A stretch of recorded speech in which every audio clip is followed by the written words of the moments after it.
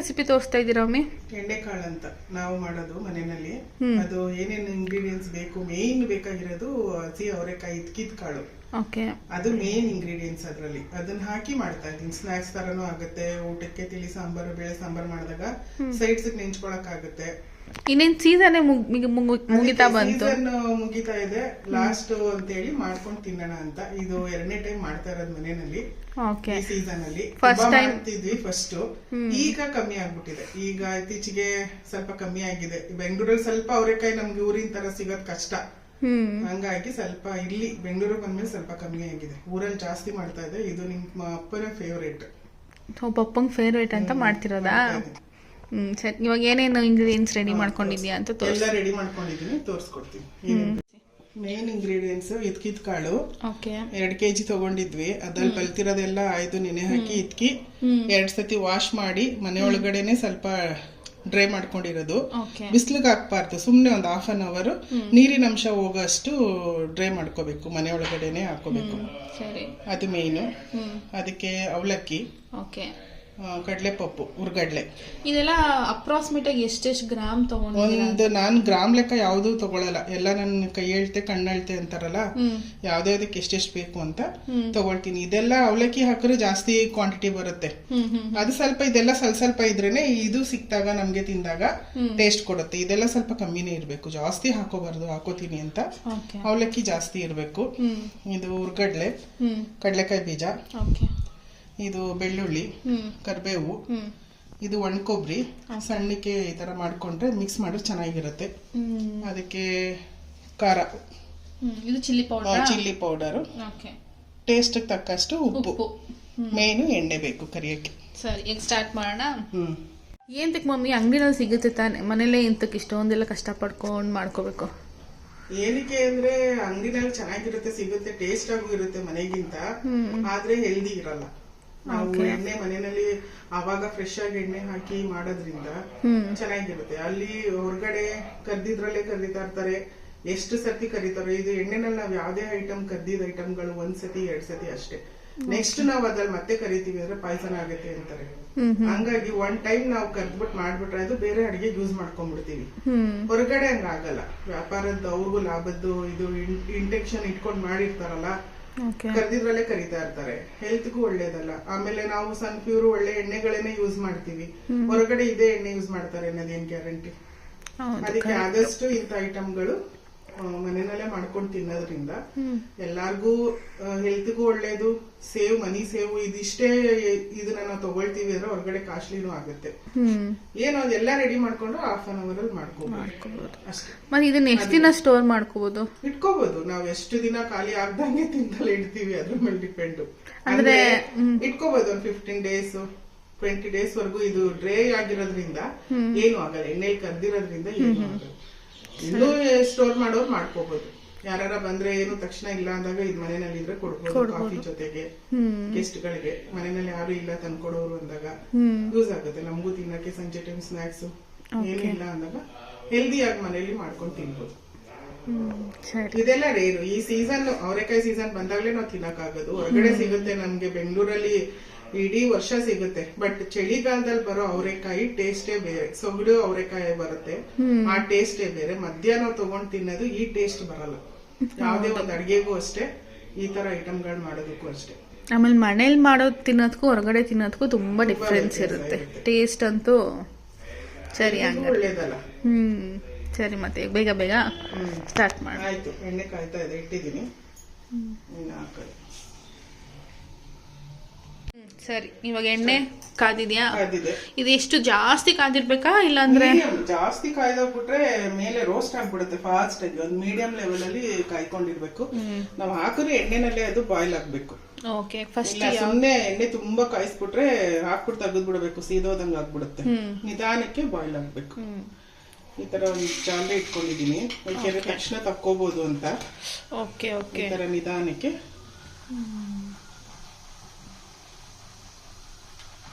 First ingredients ಕಡಲೆಕಾಯಿ ಬೀಜ. ಬೇಗ ಆಗ್ಬಿಡುತ್ತೆ, ಏನು ಟೈಮ್ ತಗೊಳ್ಳಲ್ಲ. ಆದ್ರೆ ಇದ್ಕಿದ್ದ ಅವರೆಕಾಳು ಸ್ವಲ್ಪ ಟೈಮ್ ತಗೊಳುತ್ತೆ.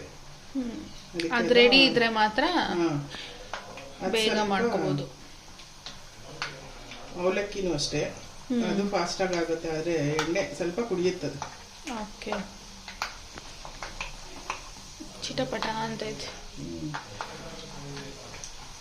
ಎಲ್ಲರಿಗೂ ಆಲ್ಮೋಸ್ಟ್ ಗೊತ್ತಿರುತ್ತೆ ಇದೆಲ್ಲ ಮಾಡೋದು.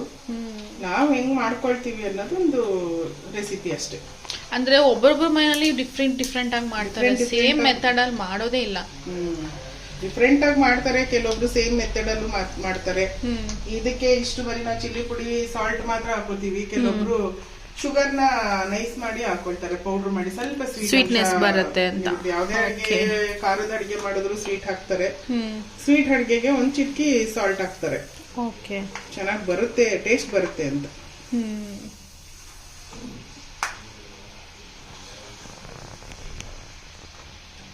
ಇಷ್ಟು ಡ್ರೈ ಆದ್ರೆ, ಇದು ಇಷ್ಟು ರೋಸ್ಟ್ ಆದ್ರೆ ಸಾಕು. ಓಕೆ, ನೆಕ್ಸ್ಟ್ ಹುರ್ಗಡ್ಲೆ ಅದೇ ತರನೇ ಸ್ವಲ್ಪನೇ ಹಾಕೊಂಡು ಸ್ವಲ್ಪ ರೋಸ್ಟ್. ಬೇಗ ಆಗ್ಬಿಡುತ್ತೆ, ಇದನ್ನು ನೋಡ್ಕೊಂಡು ಹುಷಾರಾಗಿ ಫಾಸ್ಟ್ ಅಲ್ಲಿ ತೆಗೆದ್ಬಿಡ್ಬೇಕು. ಅದಕ್ಕೆ ಈ ತರ ಜಾಗ ಇಟ್ಕೊಬಿಟ್ಟಿದೀನಿ, ಇಮಿಡಿಯೇಟ್ಲಿ ಹಾಗೆ ಬೇಗ ಆಗ್ಬಿಡುತ್ತೆ.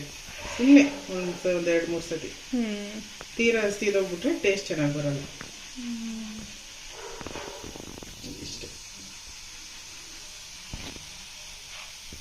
ಇದೆಲ್ಲ ಸ್ವಲ್ಪ ಮಾಡ್ಬೇಕಾದ್ರೆ ಪೇಷನ್ಸ್ ಇರಬೇಕು, ಬಟ್ ಟೇಸ್ಟ್ ಚೆನ್ನಾಗಿ ಬರುತ್ತೆ. ಮನೆಯಲ್ಲಿ ನಾವೇ ಮಾಡಿದ್ವಿ ಅನ್ನೋದು ಒಂದು ತೃಪ್ತಿ ಇರುತ್ತೆ. ಇಷ್ಟೇ, ಇಷ್ಟೇ ಸಾಕು, ತೆಗೆದ್ಬಿಡ್ಬೇಕು. ಈಗ ನೆಕ್ಸ್ಟ್ ಈಗ ಎತ್ಕಿದ್ ಕಾಳು ಹಾಕೋಣ. ಓಕೆ, ಸ್ವಲ್ಪ ನಿಧಾನ ಆಗುತ್ತಿದು, ಟೈಮ್ ತಗೊಳುತ್ತೆ, ಅದರಷ್ಟು ಫಾಸ್ಟ್ ಆಗಿ ಆಗಲ್ಲ.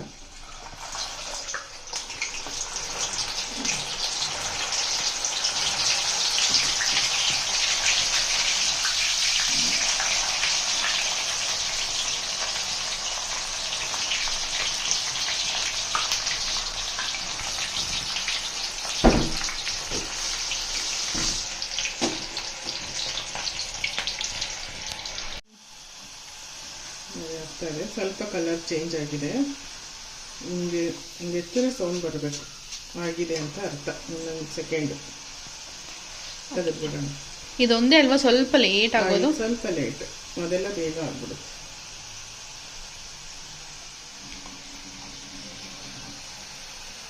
ಸಾಕು, ಇಷ್ಟ ಆದರೆ ಸಾಕು. ಓಕೆ, ನೆಕ್ಸ್ಟ್ ಇನ್ನೂ ಇಷ್ಟಿದೆ, ಇದೆಲ್ಲ ಮಾಡಿಕೊಂಡು ಸಿಗ್ತೀವಿ. ಓಕೆ, ಈಗ ನೆಕ್ಸ್ಟ್ ಈಗ ಅವರೆಕಾಳು ಆಯ್ತು, ಇಕ್ಕಿದ ಅವರೆಕಾಳು. ಈಗ ಒಣ ಕೊಬ್ಬರಿ ಹಾಕ್ತಾ ಇದ್ದೀನಿ, ಎಲ್ಲ ಒಟ್ಟಿಗೆ ಹಾಕಿ ತಕ್ಕೊಬಿಡೋಣ. ಇದು ಫಾಸ್ಟ್ ಆಗಿ ಆಗ್ಬಿಡುತ್ತೆ, ಬೇಗ ತೆಗೆದ್ಬಿಡ್ಬೇಕು. ಸೊ ಎಲ್ಲ ಫ್ರೈ ಮಾಡಿರೋದನ್ನ ಈ ಒಂದು ದೊಡ್ಡ ಪಾತ್ರೆ ಹಾಕೊಂತ ಇರ್ತೀನಿ, ಮಿಕ್ಸ್ ಮಾಡ್ಕೊಳಕ್ಕೆ ಈಸಿ ಆಗುತ್ತೆ ಅಂತ. ಇನ್ನ ಇದಿಷ್ಟೇ ಕಾಣಿಸ್ತಿದೆ, ಅವಲಕ್ಕಿ ಕರೆದ್ರೆ ಆ ಪಾತ್ರೆನೂ ಸಾಲಲ್ಲ. ಎಷ್ಟು ಇದೆಲ್ಲ ಮಿಕ್ಸ್ ಮಾಡಿದ್ರೆ ಏನು ಒಂದು ಎಷ್ಟು ಕೆಜಿ ಆಗುತ್ತೆ ಮಮ್ಮಿ? 1 ಕೆಜಿ ಆಗುತ್ತಾ? ಆಗ್ಬೋದು, 1 ಕೆಜಿ ಜಾಸ್ತಿ ಆಗುತ್ತೆ. ಓಕೆ, ಸಕ್ಕದಾಗಿ ತಿನ್ನೋದು, ಮಜಾ ಮಾಡೋದು. ಇನ್ನೇನು ಸೀಸನ್ ಮುಗೀತು. ಅಪ್ಪವ್ರಿಗೂ ಸಿಕ್ಕಾಪಟ್ಟೆ ಇಷ್ಟ, ಬಟ್ ಲಾಸ್ಟ್ ಟೈಮ್ ಸ್ವಲ್ಪ ಕಮ್ಮಿ ಕ್ವಾಂಟಿಟಿ ಮಾಡಿದ್ವಿ, ಯಾರಿಗೂ ಸಾಕಾಗಿಲ್ಲ.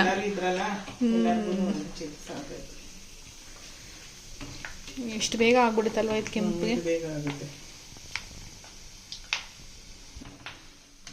ನೋಡಿ, ಇಷ್ಟು ಬ್ರೌನಿಶ್ ಆಗಬೇಕು, ಜಾಸ್ತಿನೂ ಆಗಬಾರ್ದು, ಇಷ್ಟ ಆದ್ರೆ ಸಾಕು. ಓಕೆ, ಬಾಯಿಗೆ ಸಿಗ್ತಾ ಇದ್ರೆ ಕ್ರಿಸ್ಪಿಯಾಗಿ ಚೆನ್ನಾಗಿ ಬರುತ್ತೆ.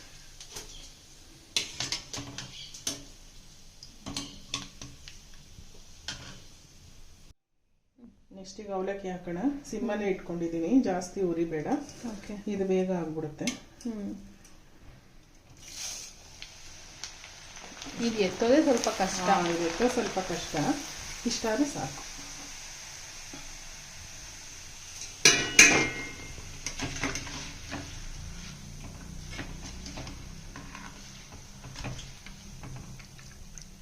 ಇದನ್ನು ಆ ಕಡೆ ಶಿಫ್ಟ್ ಮಾಡ್ತೀನಿ.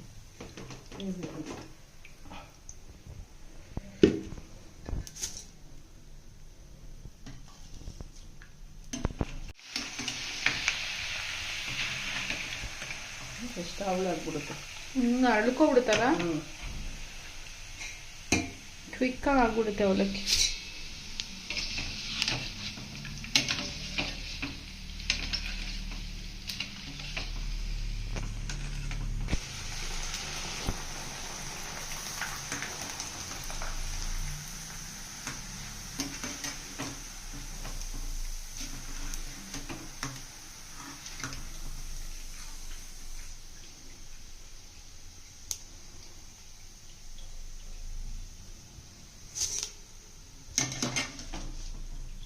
ಬೆಳ್ಳುಳ್ಳಿ ಹಾಕೊಳ್ಳೋಣ. ಅವಲಕ್ಕಿ ಎಲ್ಲ ಆಯ್ತು. ಓಕೆ, ಫ್ಲೇವರ್ ಚೆನ್ನಾಗಿ ಕೊಡುತ್ತೆ ಇದೊಂಚೂರು ಹಾಕಿದ್ರೆ.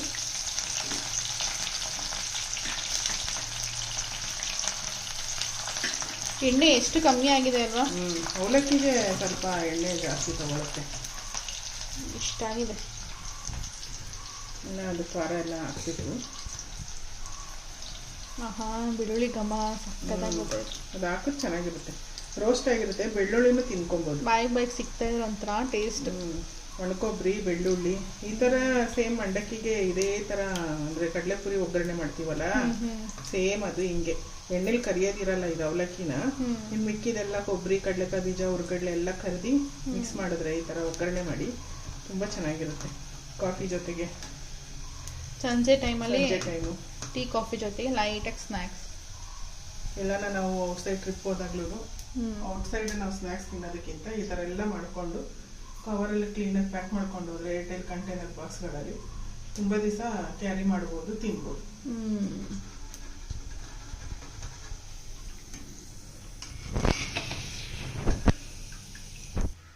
ಇಷ್ಟಾದ್ರೆ ಸಾಕು.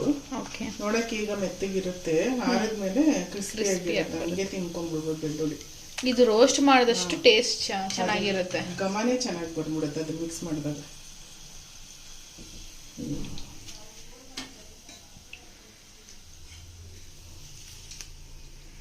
ಕರ್ಬೇವು ಸೊಪ್ಪು ಹಾಕೊಳ್ಳೋಣ.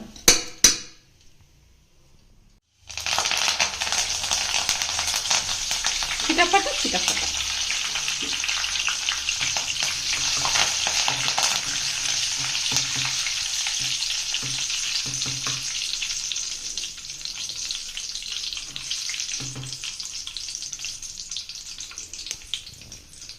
ಸುಮ್ಮನೆ ಇದೇನಿದೆ, ರೋಸ್ಟ್ ಆಗಿಬಿಡುತ್ತೆ.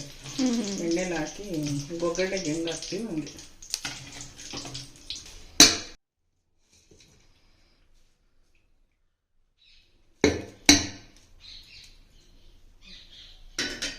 ಈಗ ಖಾರಕ್ಕೆ ತಕ್ಕಷ್ಟು ಚಿಲ್ಲಿ ಪುಡಿ ಹಾಕೊಳ್ಳೋಣ. ಸ್ವಲ್ಪ ಬಿಸಿ ಇದ್ದಾಗೇನೆ ಹಾಕ್ಬಿಡ್ಬೇಕು. ಮಿಕ್ಸ್ ಮಾಡ್ಕೊಂಬಿಡೋಣ. ಹಾಕ್ಬಿಟ್ಟು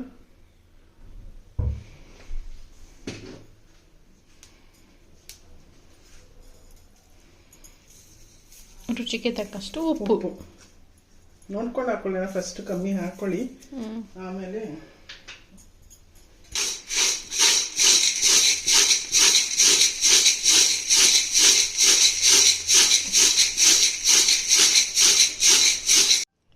ನೋಡಿ ಮಿಕ್ಸ್ ಮಾಡಿದ್ಮೇಲೆ ಈ ಥರ ಈ ಕಲರ್ ಬರುತ್ತೆ. ಮತ್ತು ಎಷ್ಟು ಕೆ ಜಿ ಆಗೈತೆ ಮಮ್ಮಿ? 2 kg ಆಗೈತೆ. 2 kg ಆಗಿದೆ.